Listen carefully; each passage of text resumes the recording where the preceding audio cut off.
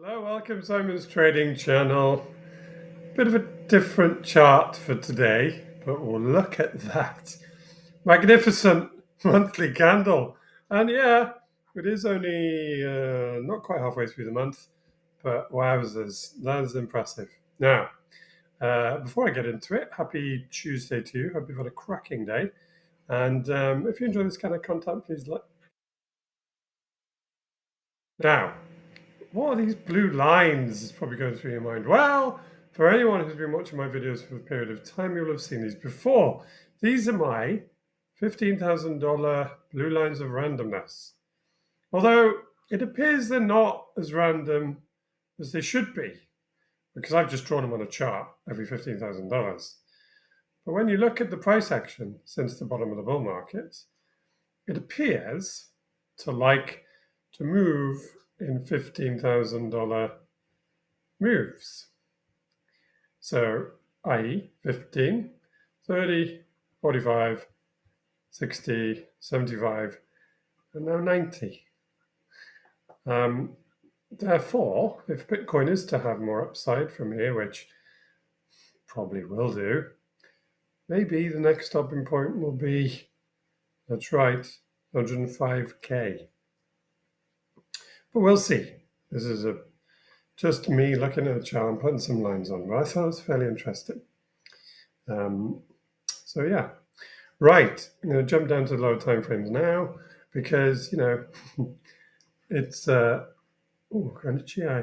bit silly to talk about a monthly candle when you've only had 12 days of the month passed. So I'm going to skip down to the daily now and remove all of the ridiculous lines. So yeah, food for thought, $15,000 moves in Bitcoin. All right, so there is the momentous consolidation that went on for many months. And here is the momentous break of the consolidation to the upside on the daily chart. And if I chuck on my chart that I use, I call it a chart assessment tool, which sounds very posh and very technical, but it's basically a couple of momentum indicators and a Bollinger Band. Don't even need both momentum indicators. I will probably disregard the RSI in a moment. But as you can see, the daily continues with its volatility expansion in the Bollinger Bands here. So the Bollinger Bands continue to widen, the top and the bottom, and the midpoint 20 SMA continues to go to the upside. Now, clearly, that's not going to happen forever. I mean, maybe it will, but I think the probability is small. And so, even though it has continued over the last, well, volatility expansion on the daily really occurred here. So 1, 2, 3, 5, 6. So it's 6 days. This is a 6-day volatility expansion on the daily time frame. It's not going to do it for another 6 days, probably. When it does pull back, well, there we go. That's when we'll see, when we'll get some targets.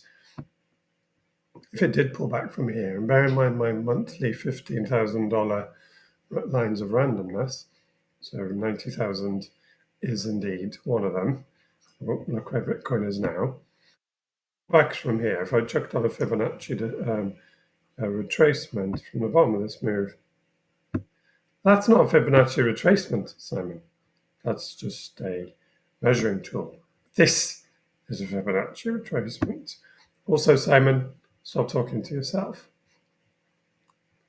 It's a very bad sign. So, yes, pullbacks. So what do I think about pullbacks from here? Now, pessimistic pullback to the previous all-time high would be a 618 retracement, basically back down to about 75. Seems a bit pessimistic. Optimistic would be, or probably back down to about 80K. So it's a $10,000 move from where it is. Super optimistic, about 84, call it. So something like that. And if I now skip down to the 4 hour, might be able to make some sense out of what I just said on that Fibonacci retracement. As you can see from a momentum point of view, the MACD will continue green and up, up and away, as long as Bitcoin is closing dailies above 80,000, which, unless something drastic happens in the next 3 hours, is likely to continue for the rest of today. RSI is getting pretty hot. It is getting pretty hot. So, as I said yesterday, remember the RSI is just a mathematical calculation of returns, average returns divided by average losses as a percentage. It's roughly that. If you look on Investopedia, you'll see you can see the equation that's used to work it out. But for it to be close to 100 for a long period of time, your gains have to be accruing at an exponential rate. All right. So clearly, maths don't make that easy. So when the RSI is up here, mathematically, it's not easy to stay up there. Okay, 4-hour time frame. So 4-hour time frame is slightly rangy at the moment, and I'll show you how. I'll show you where. And it may be that if there is another move to the upside on the 4-hour, which maybe there will be, maybe there will. If the RSI doesn't get back above the previous level, then that would be some bearish divergence on the 4-hour. So we'll see. We'll see what happens.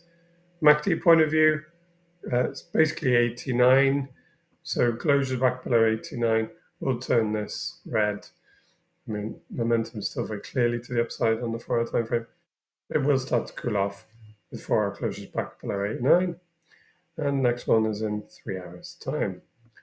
If I point out this little range, so you can see the little range is basically where price is at the moment.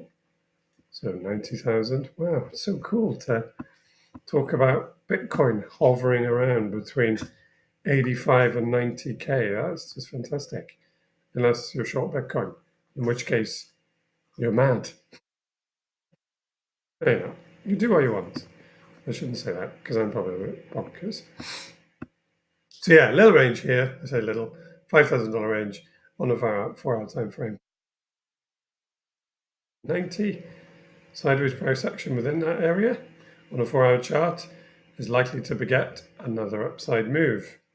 And to be honest, the longer it did that, the more chance the momentum indicators would have to cool off a bit, and therefore make it more likely that another upside move is occurring first on the 4-hour rather than a significant pullback. Or it might just bust on up from here, because this is an uptrend of significance. That is an uptrend, as I said, has really picked up effectively in November, since about the 9th. So just a mere 3 days ago. And in that mere 3 days, Bitcoin has achieved a gain of 10%. Now, if you trade normal markets, 20% in 3 days is very rare, which is, of course, why people love cryptocurrencies, particularly Bitcoin, due to these volatile moves. Now, that does also happen to the downside. And so you have to be mindful of that volatility when you're trying to manage it. Although trying to manage price action, I would suggest, is a fool's game, and actually you should try and ride the waves.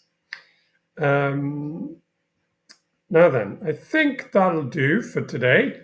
I'll wrap it up there. So tomorrow's Wednesday. We'll have a check-in midweek CME, and we'll see what's going on. If I was to lay it on, if I was to put my neck on the line today, am I going to wake up and see Bitcoin well into the 90s?